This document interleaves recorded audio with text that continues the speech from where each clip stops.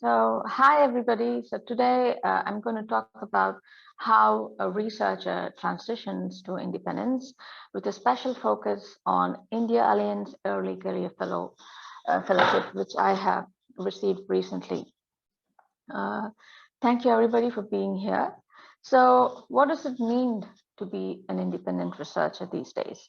So you'll have to juggle a lot of things. You have to know how to prepare grants, prepare manuscripts, collaborate, effectively disseminate your data to your peer group and also on social platform these days.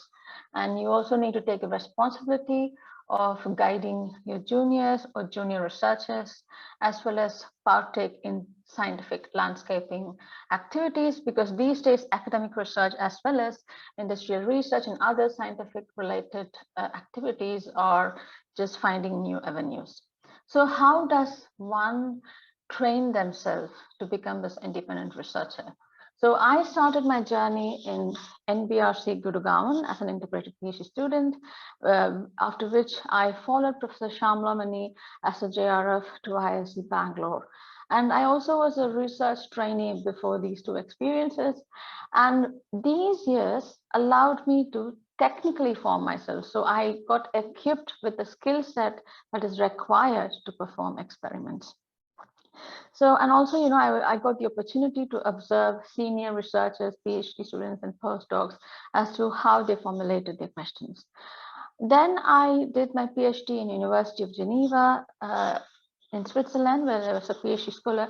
And this was the formative years where I, cognitively became an independent scientist or independent. That is the first time you get to, develop your questions with a full-time mentorship. That is your PhD mentor. In my case, it was Professor Denis Giovedon, who, through very critical inputs, molded me into how to not only formulate questions, but how to, focus your questions and find the precise way of answering it technically, as well as communicating to a wider as well as your immediate peers.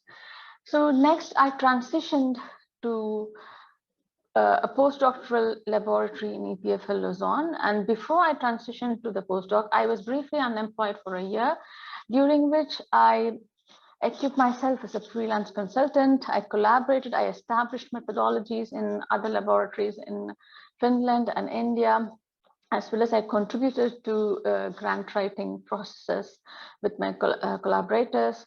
And this kind of gave me an idea of what's there in the field, what are other researchers doing. And then I went to a brief postdoc in EPFL. During this postdoc, I wanted to transition to a different field. I wanted to know what there is more than developmental neuroscience. So I moved to stem cell biology, and I was also interested in omics.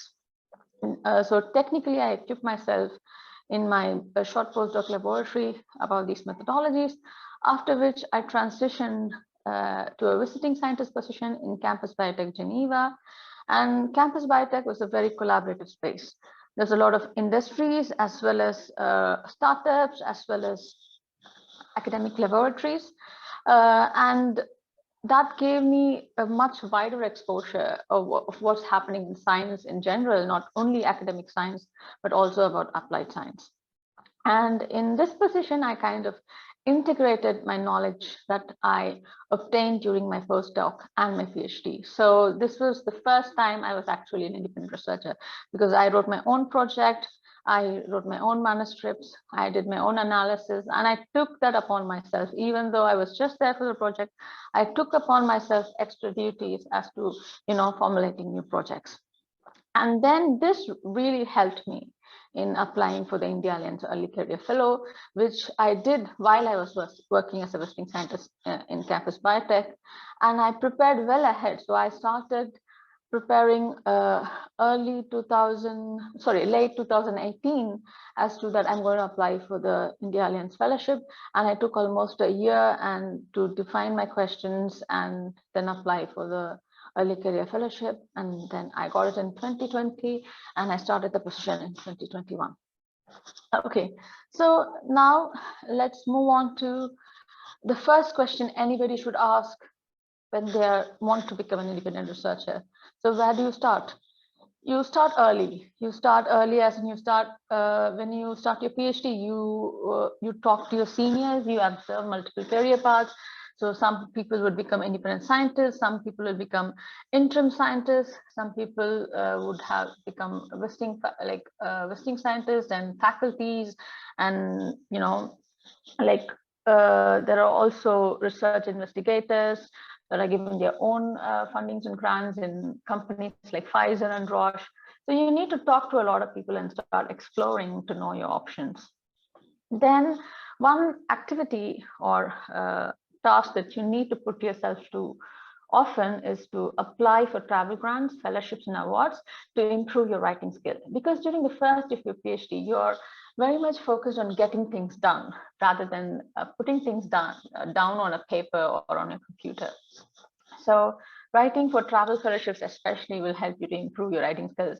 And even if there is a very small conference, apply for an oral presentation or poster presentation.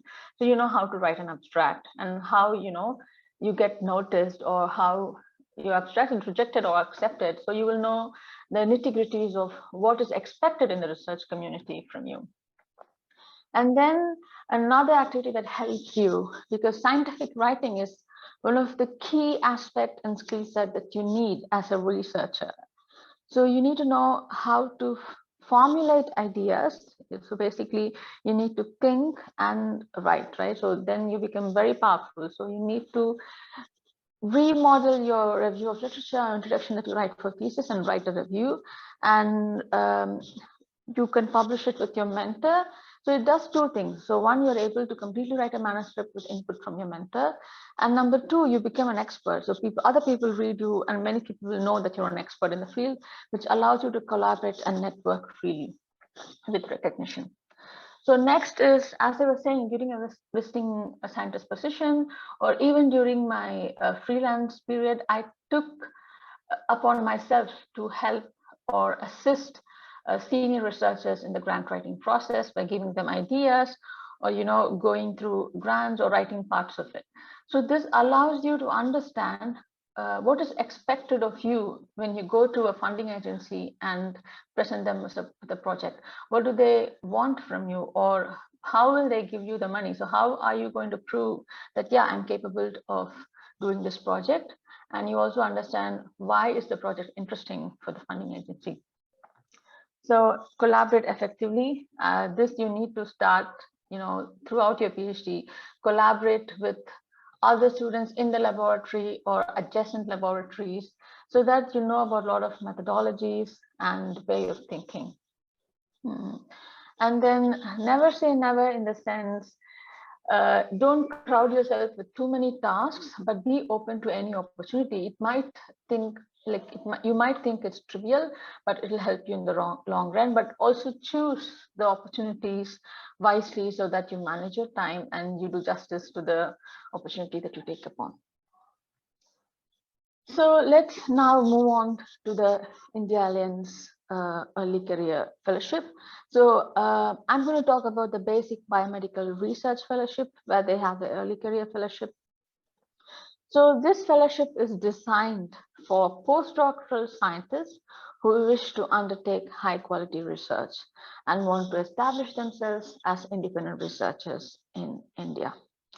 So as you can see, you are allowed to apply for this fellowship 1 year before you defend your PhD, but also 4 years after you've defended your PhD, so where you've gained some postdoctoral experience.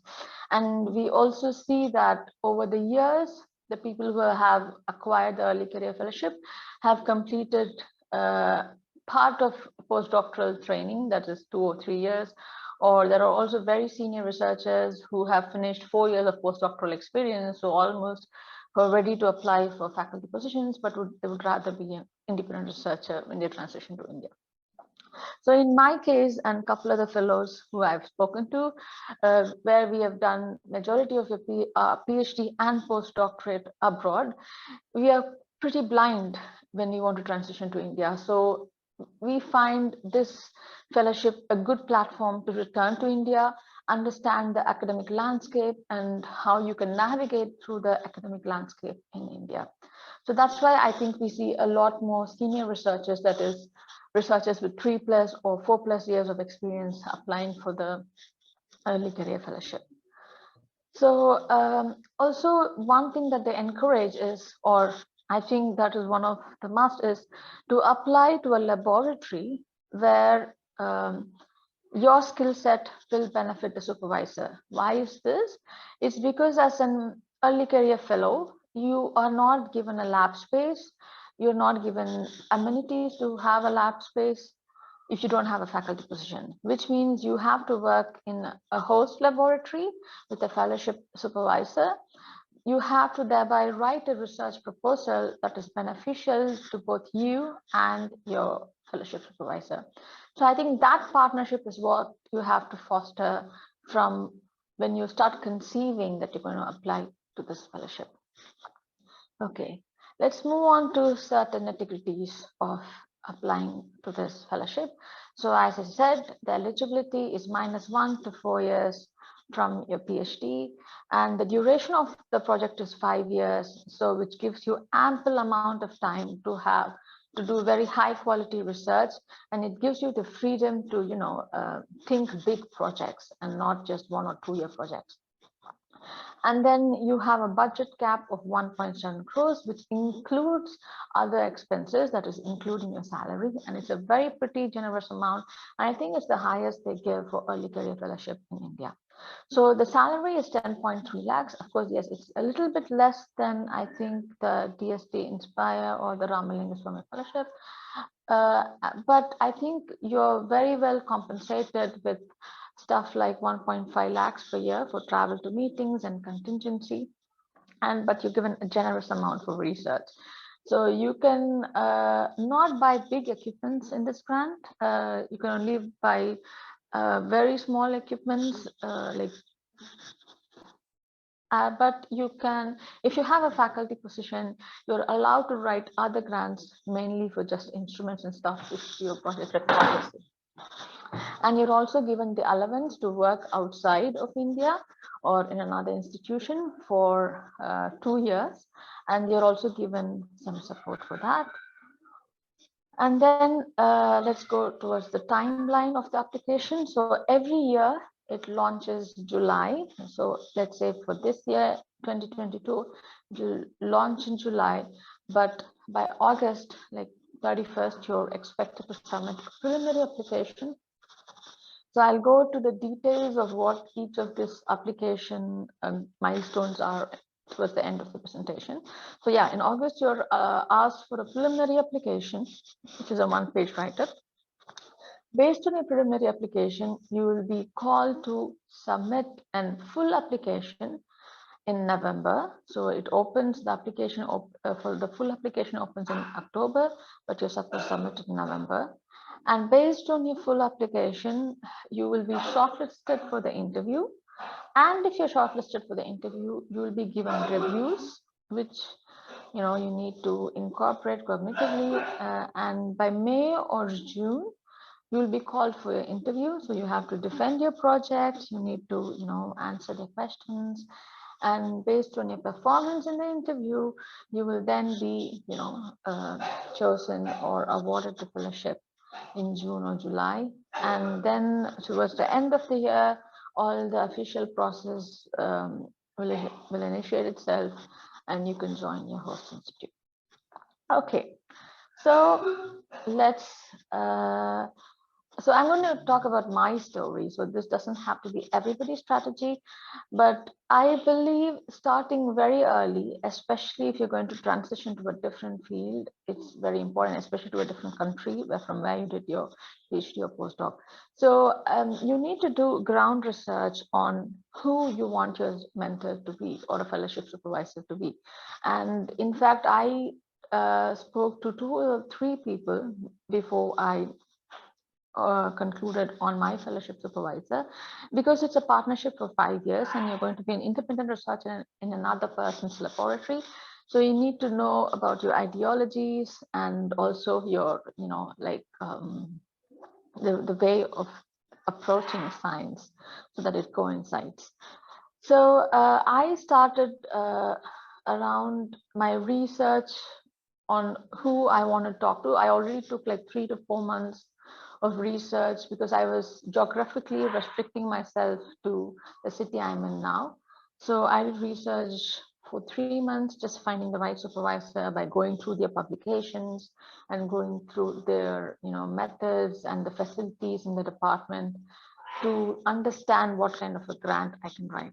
So then I spoke to the supervisor in 2018 December, and we started brainstorming on what are all the things that's happening in his lab and what is other stuff that I would like to do.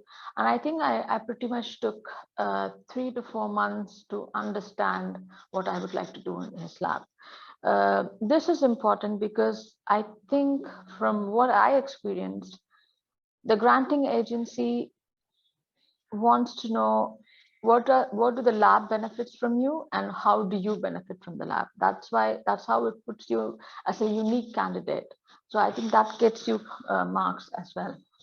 And then you start writing the grant. So I think writing the preliminary application already allows you to be precise about your question, because writing a long grants without the preliminary application sometimes lets you get lost into too many things. But with the one page writer that you have to submit for a preliminary application, we were able to cut short a lot of unnecessary goals that we had in the project. So during the preliminary application stage, it was not a big hassle. So it took me, I think, like 20 days or so.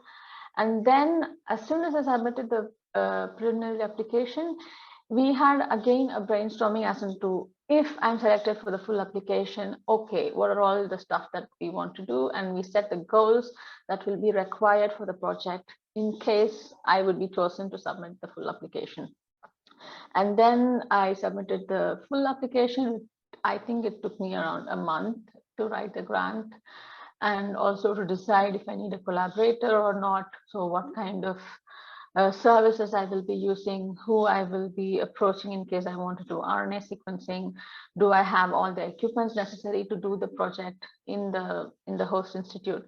So I did all of that, and that took me 1 month because I need to do a lot of cross-checking, and you also need to prepare the budget for the full application. So that took me 1 month. And then I had the interview where I presented and defended my grant. So I think if you spend a lot of time during your full application, you don't have to spend a lot of time preparing for the interview because your project is already sound, and you can just be confident and present your defense to the interview members.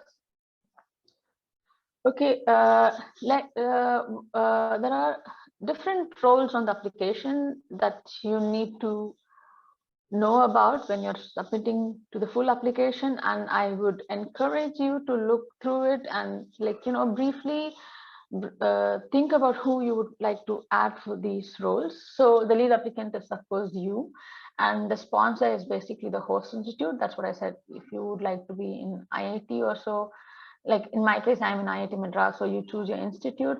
And then fellowship supervisor is a very important role that you have to choose like already earlier. One thing that I did miss out on was choosing the collaborators. So I think already when you start writing your preliminary application, think about collaborators and write to them, because during the full application, you need to give the collaborators, and you need some time to write back and forth, and for the collaborator to accept that, yes, they would be happy to be a collaborator in your grant. And then external sponsor, in case you want to work outside the country. Again, this I would start writing again during the preliminary application, just briefly.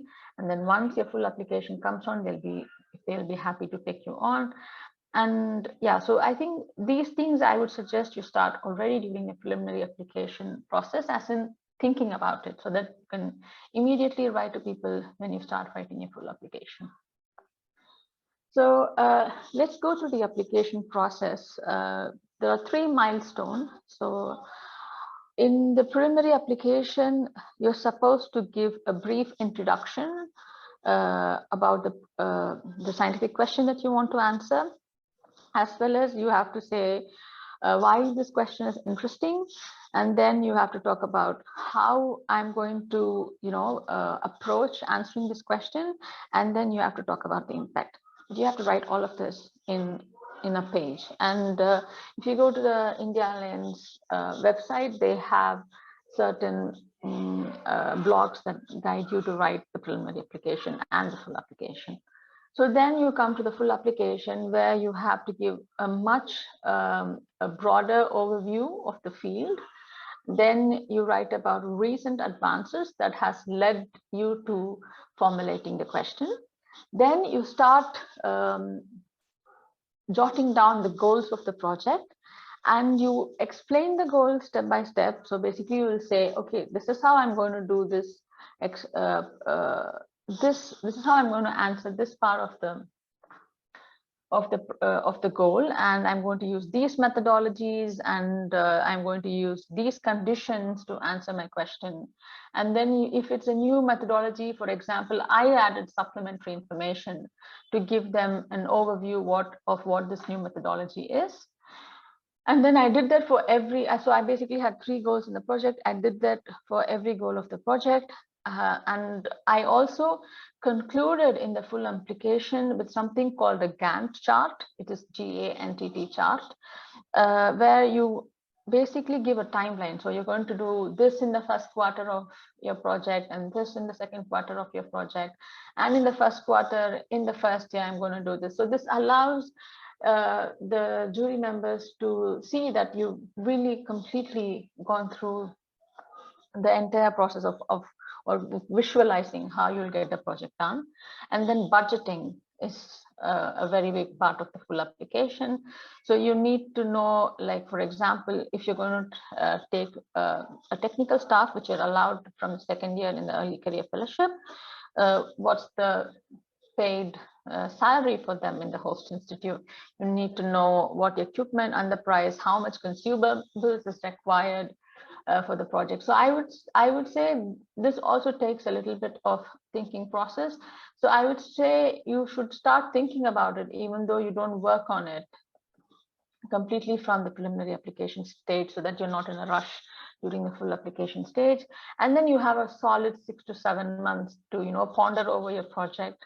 By the time the interview, you're shortlisted for the interview, and you are given, after the full application, if you're invited for a interview, a full review. So there will be like when you submit a manuscript, you get 3 reviewers or 2 reviewers, right? So for the full application as well, you get inputs from 3 reviewers. They basically say what are the pros and cons in your project. So before the interview, make sure you have a solution for all the cons that the reviewer has conveyed to you. And you should also sometimes accept, yes, this is the con and I cannot tackle it. So don't try to bulldozer and say, no, I will be able to do it. So just be honest if certain cons are there, but say, what are the alternatives you're going to provide in handling those cons? So I think that's what leads to a successful application process for the India Alliance Early Career Fellow. Please feel free to ask questions. Thank you.